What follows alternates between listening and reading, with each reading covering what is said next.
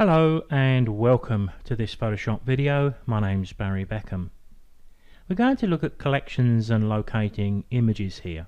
Just simple techniques to make our life a little bit easier.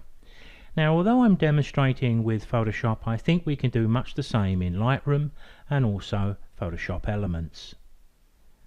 I think many of us find inspiration in the newest images that we've shot. But I guess that I'm not unique when I say that from time to time, if I've not been out for a while, I may exhaust those images, and then what I tend to do is to look around my computer at older images. What I tend to do is to use collections. Over time, I drop older images into a collection within Bridge. I usually label it something like Possibles.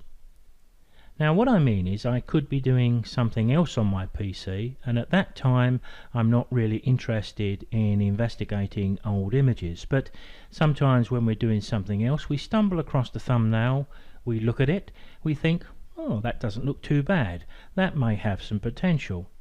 So from within Bridge I drag the raw thumbnail into that collection that I call Possibles. Those images can sit in that collection folder for weeks, months, and at times perhaps a year or two. But there's no harm done. The images are not duplicated. I'm not taking up space on my hard drive. All I've done by creating the collection is really just reference where the thumbnail is so I can find it easily later. This is how I use collections. I'm in this folder and I spot an image or two which I think may have potential. Let's say I select this one down here. I can just highlight the file, go down to the bottom left corner of Bridge, and the option I want is this one called New Collection. When I click that, Bridge asks me if I want to include that image into the collection. Well, of course I do, so I'll just click yes to that. And then I can give my collection a name. Once I've done that, it's showing me what my collection contains, one image, and I can see that above. But if I just happened to find that folder of images and I wanted to look at one or two others, I can just use the arrow back, the go back option at the top left of Bridge, to go back to where I was. Let's just assume that I find one or two others that I want to look at in the future. I can select those two and I can just drag them into my collection. I can then just forget that. It'll sit there and wait for me for when I'm ready to manipulate those images. The most important thing to say about a collection is never delete images from your collections, remove them. If you do delete them from a collection, you're deleting them from your hard drive and you probably don't want to do that. Let me show you what I mean by just dragging another image into my Possibles. And when I click to go into my collection, there I can now see my 4 images.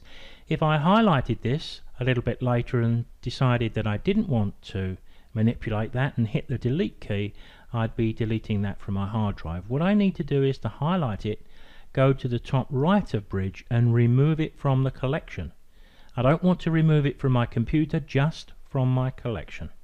That's one important point that needs to be remembered. One of the options I like is to be able to use Bridge and my collection called Possibles to find other similar images.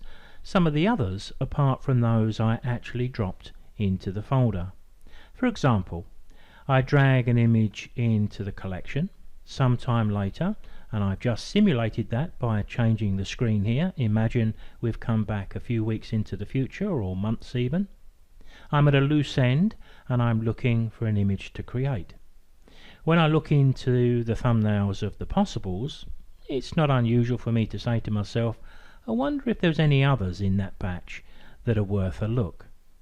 Well, we can easily find out. Let's go to the collection called Possibles and open up the images.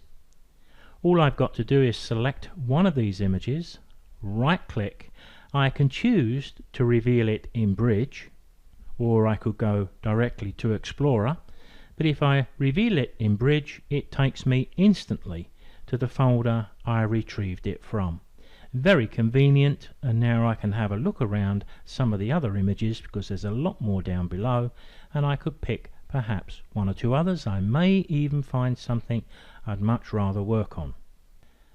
I am aware from my travels that some users of Photoshop never or very rarely use Bridge, but it really is a great partner for Photoshop, even if we only use it to make collections. I hope you've enjoyed this short but relevant video on the joys of Photoshop. If you find you like our video style, come along to our website and take a look at Photoshop for Photographers. It's a complete range of 60 videos in 7 separate sets. Part 1 is completely free, so you can download that and evaluate what we've done. We've laid out these 60 videos from basics to the advanced. I've provided part 1 of Photoshop for Photographers completely free because I'm confident in the content and the quality of a very affordable set of videos. And with those first few a free download, it's well worth a look, right?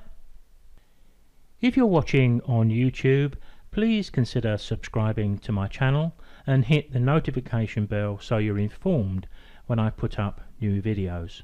Take a look at the links below too.